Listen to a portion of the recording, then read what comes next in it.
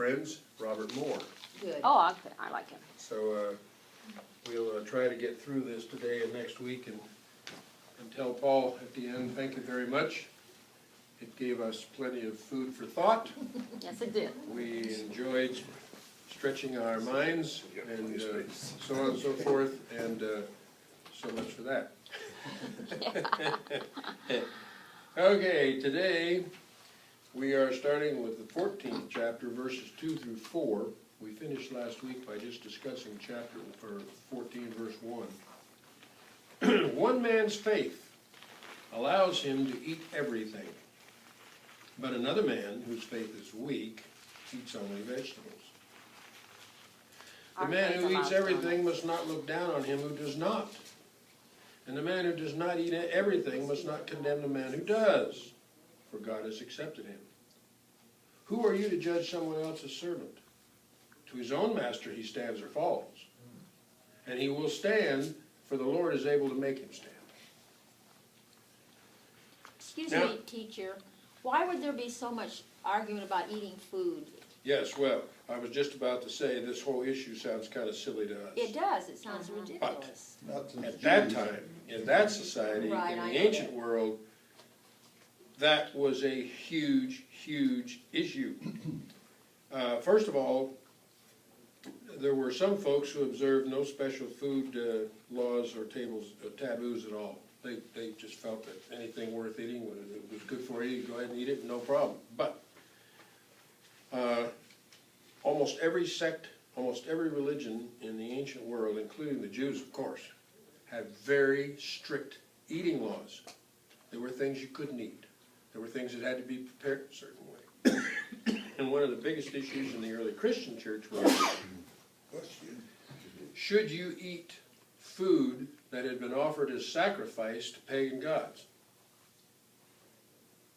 Now, there's a lot of good food being offered as sacrifices to pagan gods. What do? Just let it go to waste, turn it into trash? Or can you eat it? Well, there were conservative people who said, absolutely not. It's blasphemous to contaminate your bodies with foods offered to a pagan god. But there were other people that just said, to heck with it, it's good food. You know, eat it and enjoy it while you got a chance. That would be me. So, well, Be too bad. you know, it was a big issue in those days, a very big issue. It's interesting, just one comment. By saying that, you're giving credibility to the pagan gods and then, you know, just their existence, because they had the power to contaminate the food. Oh, I see, you're And saying, then if you don't eat it, you're Yeah, giving yeah. credence. Yeah, you're giving credence to the whole idea that there is power in that. I'm sure that those They- people would disagree with you, but, you know, I can see your argument. Now, as I've read that many times over the years, it's made me think that, I'm wondering if for a lot of the Jews, maybe the poor or the normal people, maybe they didn't have a way to cook meat that much. And when at the church, they had these massive barbecues or whatever you wanna call it, where they Yeah. cooked great deals of meat. The You know, Methodist at all the forerunners. different temples, right, at all the different temples, and Right. maybe that was one of the few places that some people could even get meat, Right. or be able to cook it properly. And I think you bring up another point too. I would assume, now I may be wrong, but I would assume that the majority of the Jewish people, who of course were poor, hand-to-mouth existence, barely getting by, starvation was a common experience and so on, I would imagine that their primary goal in life was not to keep pharisaical laws. Okay? I imagine that their primary goal in life was to survive. Yeah. And you're talking food, Yeah. shelter, and clothing, Right. and, you know, worry about all the laws later. I can't I'm sure they figure didn't out where they're have two going to sets of get, dishes. Yeah, no. I So, can't, you know, you're right, you're probably right. I can't figure out where they're gonna get fuel. The normal poor person to get fuel to run fires, Even that would be a problem, you know. unless they're buying charcoal or something. Well, Paul is pointing out the danger that this debate created within the church. I mean, he realized that the more liberal people, being human beings, were almost certain to ridicule the conservatives and their scruples over the food. And the conservatives, being human, we're bound to pass condemning judgment on the liberals. That's just the way people are, see? And Paul recognizes this possibility as a very divisive influence within the church. So, he lays down a basic principle to deal with this kind of a situation.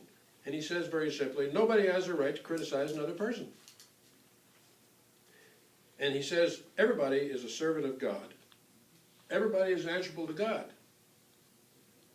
You don't criticize somebody else. The right to criticize is therefore God's only. A person does not stand or fall on another person's judgments.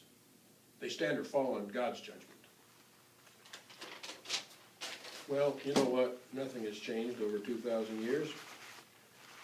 There are, heaven only knows how many church congregations that have been ripped to shreds because these two different groups of folks hold very different views. The broader minded person often views the others with contempt. You know, the die-hard conservatives who are wearing blinders, you know, and all this kind of thing. Or because those with stricter views condemn the more liberal brethren for doing things they believe are sinful. You know. And neither party has the right, really, to criticize the other party on that basis. We have to leave that kind of judgment to God because it's entirely possible, and think about this. What if we find out at some point in the future, hopefully, what if we find out we're both wrong? Brian, Uh-oh. Yeah. Uh-oh. Never thought We're about all that. in trouble now. We're all in I trouble. thought this was Sunday school. Yeah. So, you know, Paul is very, very adamant about, you know, just back down, folks, and realize that each person has their own right to their own conscience and to do what they believe is the right thing to do. He goes on, verse 5, one man considers one day more sacred than another. If you're speaking of the Jews, boy, is that ever the case. Another man considers every day alike. Each one should be fully convinced in his own mind. He who regards one day as special does so to the Lord. He who eats meat eats to the Lord, for he gives thanks to God. And he who abstains does so to the Lord and gives thanks to God. Hold on here. Is there any way to tell, was this written before or after Peter's revelation, or whatever you would call it? Somebody brought that up before, and I don't really know, but it would be interesting to find out, not only if it came after, but if Paul had been in contact and heard Peter's explanation of the whole thing, you know, or whether he simply came to this conclusion all entirely on his own, having to do with the food laws. Yeah, and I like Paul's explanation of it better, because it's, you know, based that kind of in the fact that the servant and the master, the judgment is there, rather than the vision. Yes, well, I'm just big on vision. For modern man, Yeah. it's always easier to accept the concrete than the visionary. Yeah. For the rank student in the back here, will you do a thumbnail on Peter's revelation? Yes, it all had to do with the idea that there were certain foods that were considered unclean. But Peter has this vision where he sees, correct me if I'm wrong, he sees a blanket Sheep coming down from coming heaven. down from heaven, and on this blanket are all different kinds of food, the shellfish and the pigs along with everything else. And the idea of the whole vision was all that God creates is good. Therefore, all is good to eat. And you don't take something that God has made and declare it unclean just because of some rule or whatever the case may be. And so the idea was that, you know, all foods that are edible and good for you anyway, are perfectly all right to partake in. And but that was, like he says, that was the vision that Peter had that convinced him that the food laws were not necessarily important. And his question was, I wonder if Paul ever talked to Peter and got the idea from that, or whether he just had a totally different experience. Where is this vision of Peter's? What book? It's in Acts, and Acts. it's get Peter prepared to go into Gentiles' housing, to go see Cornelius. No, I've read Acts, I guess I missed Yeah, that it one. was, Yeah, it me was, too. it was on, it was just before the people from Cornelius came to get him and showed him that it was all right to, I've never heard To of Go partake to of the that Gentiles. food in the Gentile Well, house. a good Jew, a good conservative Jew, Orthodox Jew, would never dream of even entering a Gentile's house, Much let less alone eating sitting it. down at the table to eat with them. Right, That was just exactly. considered Even if it absolutely, were that, kosher that, food. that made you unclean, you had to go to the temple and clean yourself after an Yeah, it's awful experience Acts like 10. that. Thanve I've read But now Acts, you but said I must have thing missed about that. anything that's good for you, I but know it was good. shellfish is, natural vector for hepatitis, the pork and trichinosis. I don't know what the deal with fish with scales on it is, but. There must be something.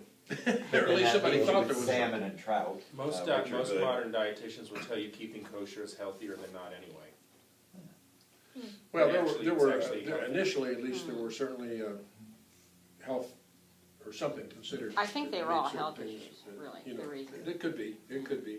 But as we know, if food is properly in Acts prepared chapter and 10. and properly Thank you. I'm cooked going and home and whatnot reread so that. forth, it can be very good for you. I must not pay I do attention. have an input on kosher food. A friend of ours is supervisor up in Canada for a company that prepares chickens and stuff for Costco. And the kosher part is they play a recording over and over, and the guy comes in and blesses the recording. Really? I'll be darned. Well, Well, I have to say, those Costco chickens are better Oh, than they're the, damn good. the Albertsons chickens. Well, play a record next time you go to Albertsons. Yeah. Also, you can't eat a cheeseburger because you can't mix dairy and beef Right, together. Is that And you right? think that sounds silly, but also it makes sense too. Oh, not to me. I want to Yeah, have it's cheese. protein. How does it make sense? Because it's, well, the cheese isn't good for you to begin with, and to mix it with the meat protein is, it's not Had a good for you. cheese- You're doubling up on your proteins. You should be stretching these out and serving the protein at different meals so that.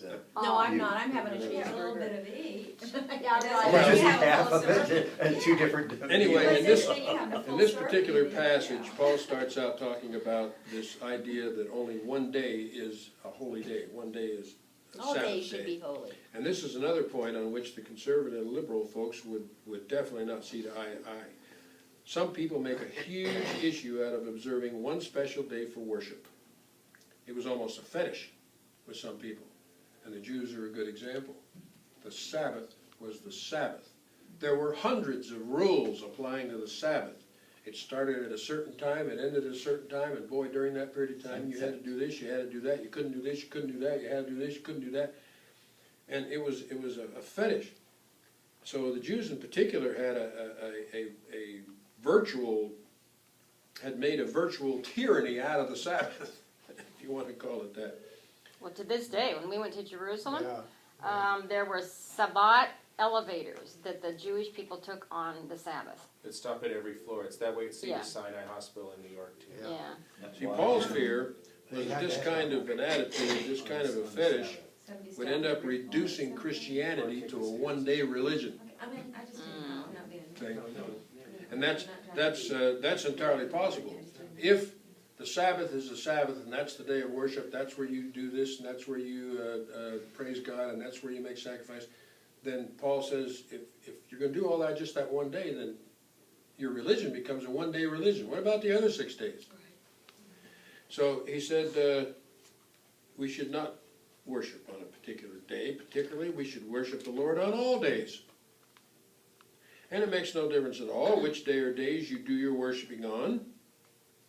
Nevertheless, whatever your opinion, both sides of the issue have the same goal.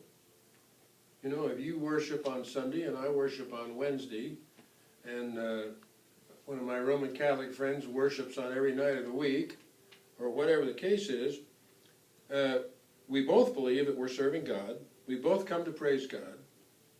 And when it comes to the food part of it, you know, you may eat meat, you may not eat meat, but we both say grace and thank God for the food we eat.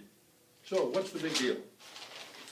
Well, Paul says the big deal is we should not allow those kind of things to divide us and separate us and cause problems between us. We should be willing to accept each other on those kind of issues. Paul does insist on one thing for sure, though. Whatever course a person may choose, They should be fully convinced in their own minds and hearts that they are doing the right thing for themselves. It should be a very individual kind of a matter, and it should be a very individual kind of conviction and conscience issue. If I think it's all right to drink beer and somebody else in the church feels that it is not, and I honestly and truly don't have a problem with it and don't feel there's anything wrong with it, that's fine. But if I'm drinking beer all the time thinking, oh my God, I'm sinning, I'm going down for doing this. Oh, please forgive me. Yes, please Don't forgive taste me. good either. Oh, no, And, don't, it doesn't affect the taste. in other words, never do things simply because other people do them.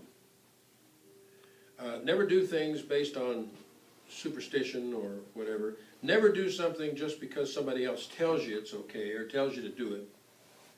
He says, do everything on the basis of thinking them through and reaching the hard, fast conclusion that it is the right thing to do.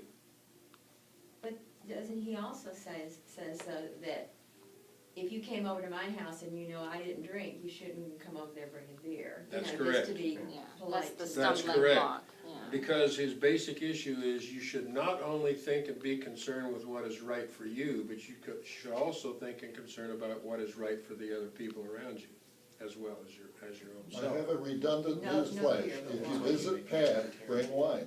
Yeah, that was my thought. You I think don't? we are aware of that.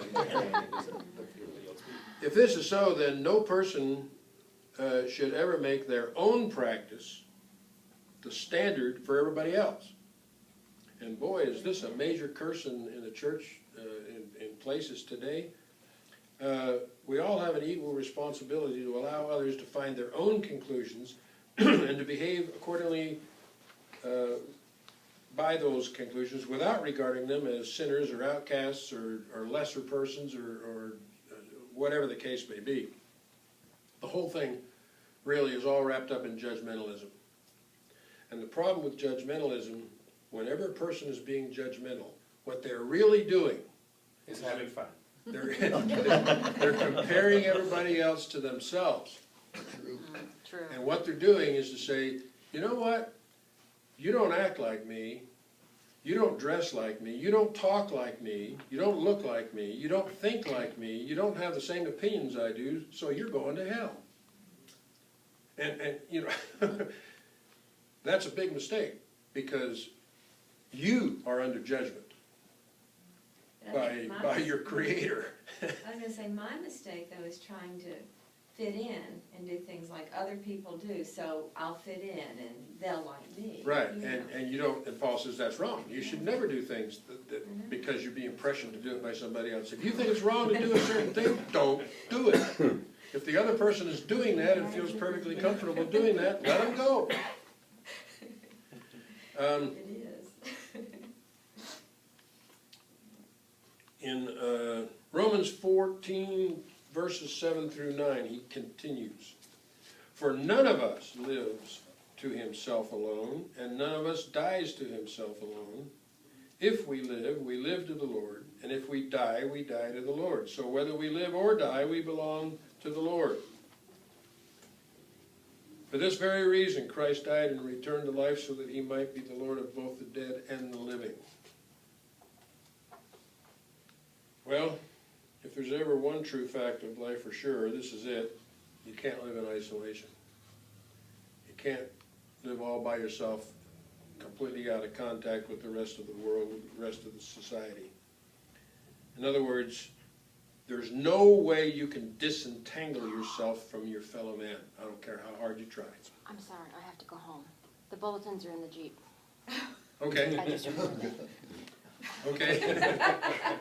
She's gonna be isolated. That's what finally happened to the man that sat up all night trying to figure out what happened to the sun. Finally dawned on him. Bingo. Okay. You cannot, no matter how hard you try, disentangle yourself from your fellow man. And you know what? You cannot, no matter how hard you try, disentangle yourself from God either. You can turn your back, you can ignore, you can walk the other way, but you cannot disassociate yourself. And from reading Barclay, I gathered 3 ways that we are irrevocably connected to other people. The first has to do with the past. Okay? We are a product of all we have met and been subjected to. We are a product of everybody we have been associated with. Each one of us has within ourselves a whole multitude of other people. You agree with that? Oh, yes. People who have participated in our lives, who have been influenced in our lives. Some of those influences were good, some of them weren't so good, some of them were bad. But all of those people and all of those influences over our lifetime have shaped and formed us in certain ways.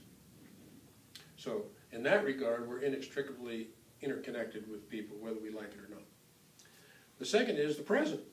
You know, we live in a present that binds us all together, and in this day and age, we're talking worldwide in a way that's never even been done before. So we're as an individual, because of the way the world's set up now with the internet and everything, we are connected to the entire world, the entire human race. And not only in a way that others affect us, but we ourselves have the power to affect other people, for better or for worse, by our own conduct and our own contacts and our own participation in life. And then third, there's the future. We end up handing life on, whether we want to or not. We pass along a heritage to our children and to other people.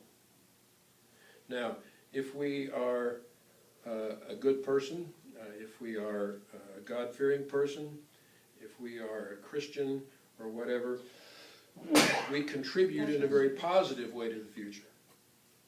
But if what we leave to the future is a sinful, miserable, evil life, then we are responsible for starting a whole new train of evil in the world. So because of the past, the present, and the future, it's hopeless. You cannot disconnect yourself. You are affected. And Paul goes on to say, in the same way, we are also irrevocably connected to Christ. Because Christ is a living presence, we can no more escape from the presence of Christ than we can our own shadow. We are unable to shake Christ off and leave him behind, even if we want to. He's present, he's there. You can ignore, you can close your eyes, you can turn your back, but he doesn't disappear. He's there. Not even death disconnects us from the presence of Christ. We do not leave Christ behind in death, but enter into his visible presence. So Paul says we can either live or die to ourselves. Well, one more short part we'll do here today, and then we'll call it quits. And it continues with this whole concept of judgmentalism in verses 10 through 12. Paul says, "You then, why do you judge your brother? Or why do you look down on your brother? For we all stand before God's judgment seat. It is written, as surely as I live, says the Lord, every knee will bow before me and every tongue will confess to God. So then, each of us will give an account of himself to God." Well, I think all of us would say we despise judgmentalism. We don't like judgmentalism. The reason I don't like it is because a judgmental person becomes arrogant. And I can't stand arrogance. It's just my pet peeve. But it all comes down to this. We don't have any right to judge anybody because we are under judgment. And Paul quotes Isaiah in that passage to prove his point.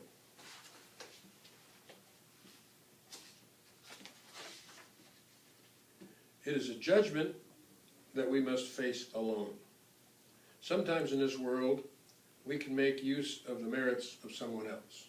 For example, many a young person has been spared some penalty for the sake of his parents. Many a husband has been given mercy for the sake of his wife or child. But in the judgment of God, you stand alone. Sometimes when a great person dies, their coffin lies in front of the mourning congregation, and on the top of that coffin there's an arrangement of the gowns of academic honors, or perhaps the insignia of his state offices, those kind of things. But what's the old saying? You can't take it with you. Naked we come into the world, naked we leave. We stand before God in the awful loneliness of our own souls, and to Him we can take nothing but the character which in life we have been building up. Now that's scary, but there's good news. There's good news. Bring it on. Yes. Christ is there as our advocate, and that's all the difference in the world. It is not that God merely does not dislike us. It is that, sinners as we are, He loves us for the sake of Jesus. True, we have to stand before God's judgment seat in the naked lowliness of our souls, but if we have lived with Christ in life, we shall stand with Him in death.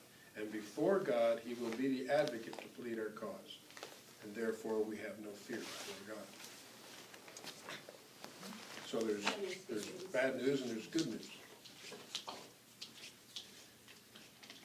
Okay. I think, well, it's still a little bit early. I wonder if we can go press on just a little bit more. Anybody want to stay a couple more minutes? Let's go just a little further. So, Paul says in 13 through 16, so then let us stop passing judgment on each other, and rather let this be our only judgment, the determination not to put any hindrance or stumbling block in our brother's way.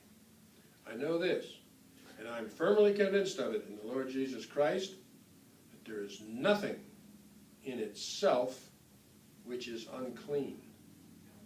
All the same, if anyone thinks that anything is unclean, it is unclean to him.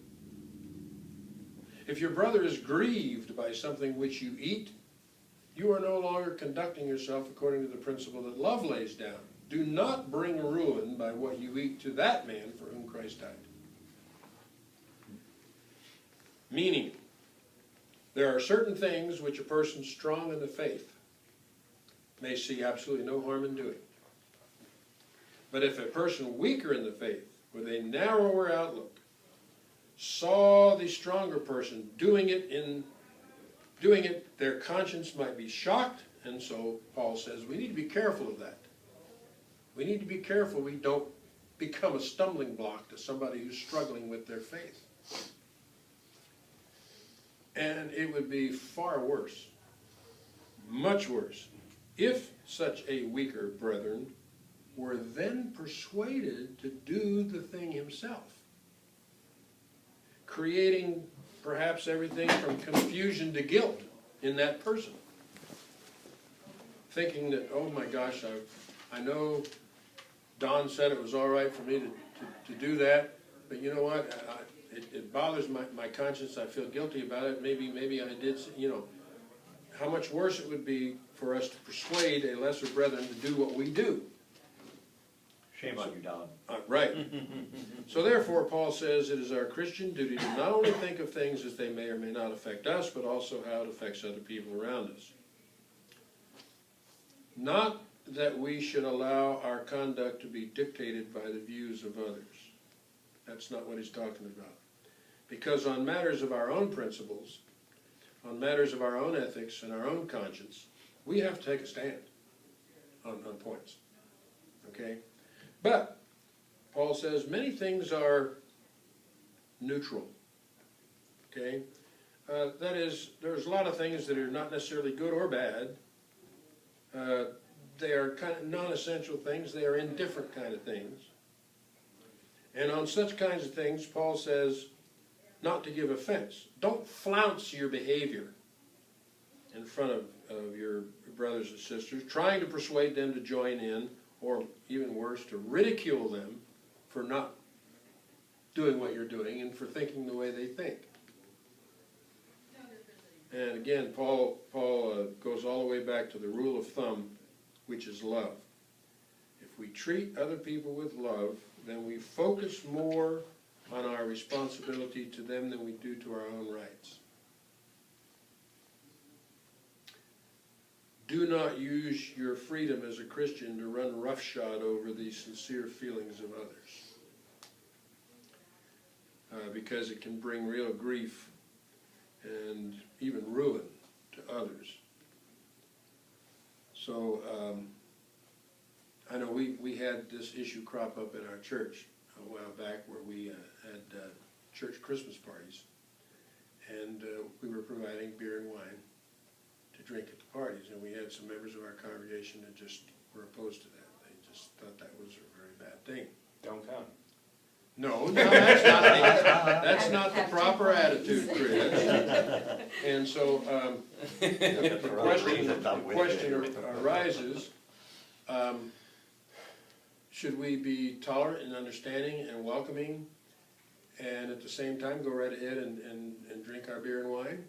Well, think about what Chris said though, why should they come and criticize and have Well, Paul opinions of says you? they shouldn't do that either. They should be as accepting as we are. But don't allow your behavior to be their stumbling block.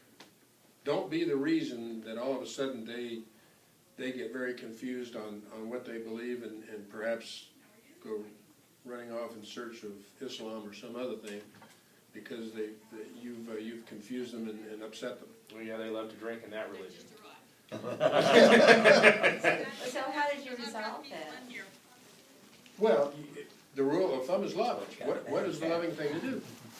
Pat, I need to, so I've got Well, I'm people in here asking what already. you did, not what's Thank the you. loving thing to do. You That's said right. it's And so that's the rule of thumb that Paul offers. You just, what is the loving thing to do? And do what you really believe is right. Now, there are some people who are so very conservative that they would say, well, you know, I think it's entirely wrong to drink beer and wine at a church party, and because you're doing that, I refuse to come. And I think a proper response by us would be, that's perfectly okay, we understand. We understand how you feel about it, and Please come if anyway. you prefer not to come, that's fine, we'll understand, but you are certainly welcome to come and have a ginger ale or a Coke or a bottle of water. We won't think any the lesser of you for it. Because sometimes people like that, even though they believe it's wrong to drink, they will not come on the basis that they're afraid they'll be looked down on or ridiculed by the people who do. And so the real reason they don't come isn't because there's booze there. It's the real reason they don't come is because they're afraid they're going to be ostracized and look stupid. But if they don't drink, the people who do will have more. And to give them a better opportunity to be holier than thou and look down on us. Yes, that's Most correct. people don't pay any attention to what someone's No. drinking, I don't think. Well, turn it around and look at it the other way. Suppose you were invited to a party, 30 or 40 people from the church and everything, and they told you ahead of time there will be absolutely no liquor served at this party. Then you bring weed. You're in the same position the other way around. Right. You can say, well, you know, if they're not gonna have anything to drink, I'm not going. And that's fine, you know, that can be your, or you can say, okay, that's no problem, I'll go. And I hope they won't, they all know I drink, so I hope they won't say, ha, how's it feel to come to a party where you can't drink? You know? Or they could say, we will not be serving any alcohol at this party, but if you would like to bring your own drink, feel free. That can be done that way too. It's a sensitivity issue, not just with the booze, but I mean with all different kinds of issues. To try and figure out in your own mind what you really believe is the most loving way to handle a certain situation. And it only works if both parties are using the same rule of thumb. Yeah. See, that's the catch. If one party is using the rule of love and the other is not, it doesn't get anywhere. And that doesn't cover if somebody shows up and makes a big spectacle of themselves. That makes everybody feel uncomfortable. Oh yeah, that's another a whole totally issue. different issue. But this is what Paul is saying to the early Old Christians. Testament is big on that aspect of it. He's writing in Romans here to both sides. And he's saying this rule applies to both of you. You both have to be accepting. Neither one of you should be judgmental. And for those of you who are stronger in the faith, for heaven's sakes, don't cause the lesser persons in the faith to stumble and fall.